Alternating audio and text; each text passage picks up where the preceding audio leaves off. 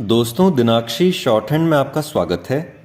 अगर आप चैनल पर नए हैं तो चैनल को सब्सक्राइब करें और बेल आइकन ज़रूर दबाएं। आज की संपादकीय डिक्टेशन 776 शब्दों की एक डिक्टेशन रहेगी जो कि 80 शब्द प्रति मिनट की गति से बोली जाएगी। अगर आपको उस डिक्टेशन की स्पीड को 100 शब्द प्रति मिनट करना हो तो आप YouTube पर स्पीड के ऑप्शन में जाकर स्पीड को 1.25 कर सकते हैं। इस डिक्टेशन की डेमो आउटलाइंस आप हमारे टेलीग्राम ग्रुप से प्राप्त कर सकते हैं। और अगर आपको इस संपूर्ण संपादकीय मैटर की सभी एडवांस आउटलाइंस और वाक्यांश की आवश्यकता है तो आप हमारा स्पेशल पेड बैच ज्वाइन कर सकते हैं। हमारे पेड बैच में दी गई एडवांस आउटलाइंस और वाक्यांश की सहायता से आप शॉर्ट हैंड को 120 प्लस की गति में लिखने में सक्षम होंगे। इस बैच को ज्वाइन करने के लिए आप डिस्क्रिप्शन बॉक्स में दिए गए मोबाइल नंबर पर व्हाट्सएप कर सकते हैं। तो चलिए डिक्टेशन को स्टार्ट करते हैं। डिक्टेशन 5 सेकंड बाद स्टार्ट होगी। Ready, start. राष्ट्रपति पद के विपक्ष के प्रत्याशी यशवंत सिन्हा की ओर से नामांकन पत्र दाखिल किए जाने के बाद राहुल गांधी का यह कथन कई प्रश्न खड़े करता है कि यह दो व्यक्तियों की नहीं बल्कि दो विचारधाराओं की लड़ाई है। आखिर वह किसकी विचारधारा की बात कर रहे हैं?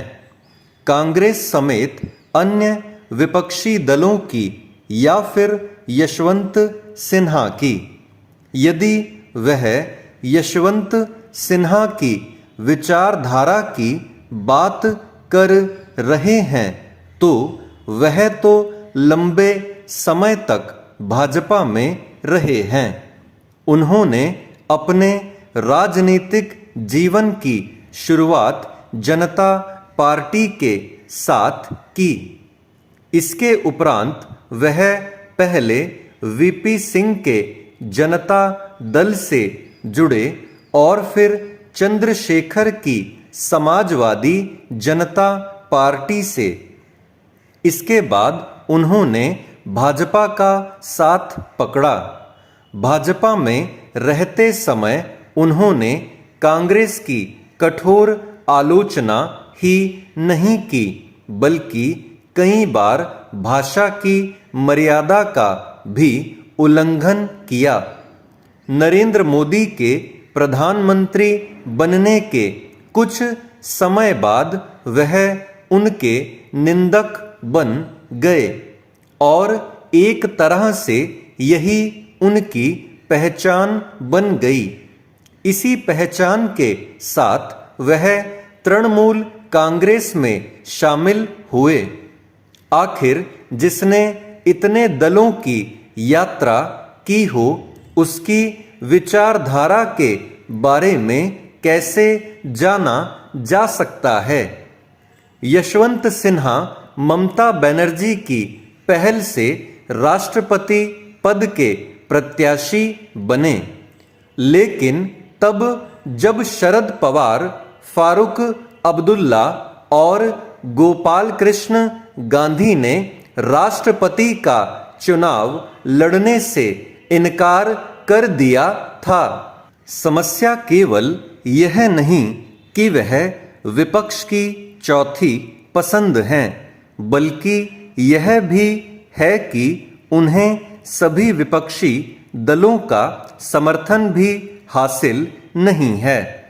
उनकी समस्या इसलिए और बढ़ गई है क्योंकि भाजपा की ओर से जनजाति समुदाय की द्रौपदी मुर्मू को राष्ट्रपति पद का प्रत्याशी घोषित किए जाने के बाद कई दलों के सामने यह दुविधा खड़ी हो गई है कि वह उनका विरोध कैसे करें। उनकी यह दुविधा यशवंत सिन्हा के नामांकन दाखिल करते समय नजर भी आई। झारखंड मुक्ति मोर्चा और आम आदमी पार्टी के नेताओं ने उनके नामांकन के समय अनुपस्थित रहना बेहतर समझा। यह स्वाभाविक भी है क्योंकि वंचित वर्गों के हितों की चिंता करने वाला कोई भी दल यह संदेश देने का जोखिम नहीं उठा सकता कि वह जनजाति समुदाय की महिला को राष्ट्रपति पद पर आसीन होने के पक्ष में नहीं। यदि कांग्रेस को यह साधारण सी बात समझ में नहीं आ रही है तो इसका यही कारण हो सकता है कि वह खुद अपनी मूल विचारधारा से भटक चुकी है। विचारधारा के नाम पर कांग्रेस केवल इस विचार से ग्रस्त है कि उसे हर हाल में मोदी सरकार का विरोध करना है। यह विरोध भी अंध विरोध में बदल चुका है और इसीलिए आज स्वयं कांग्रेस जनों को भी यह समझना कठिन है कि उनका दल किस विचारधारा पर चल रहा है। चेंज। उत्तराखंड के पर्वतीय क्षेत्रों में सड़क और स्वास्थ्य जैसी बुनियादी सुविधाओं का टोटा जिंदगी पर भारी पड़ रहा है। ऐसे में जान का जोखिम बढ़ रहा है। पगडंडियों पर हाँफ रही जिंदगी सिस्टम के दावों की पोल खोल रही है। बात स्वास्थ्य की करें तो विभाग समुचित सुविधाओं का प्रबंध करने को लेकर संवेदनशील होने का दावा करता है, लेकिन सच किसी से छिपा नहीं है। पर्वतीय क्षेत्रों में अस्पताल खुले हैं, पर डॉक्टर और पैरामेडिकल स्टाफ की कमी बनी हुई है। ग्रामीण अंचलों के कई अस्पतालों में फार्मासिस्ट और वार्ड बॉय के भरोसे ताले खुल पा रहे हैं। सुदूरवर्ती क्षेत्रों में स्थापित सरकारी अस्पतालों में प्राथमिक उपचार तक नहीं मिल पा रहा है। हालिया दिनों में पौड़ी जिले में सामने आई घटनाएं इसका प्रमाण हैं। दुर्घटना में घायल एक बच्ची को रिखणी खाल प्राथमिक स्वास्थ्य केंद्र से प्लास्टर की बजाय लकड़ी का टुकड़ा बांधकर बेस अस्पताल के लिए रेफर किया गया। इसी तरह नैनी डांडा विकास खंड की गर्भवती को नजदीकी अस्पताल में उपचार नहीं मिल पाया। टिहरी जिले में सड़क न होने की वजह से एक गर्भवती की जान पर बन आई।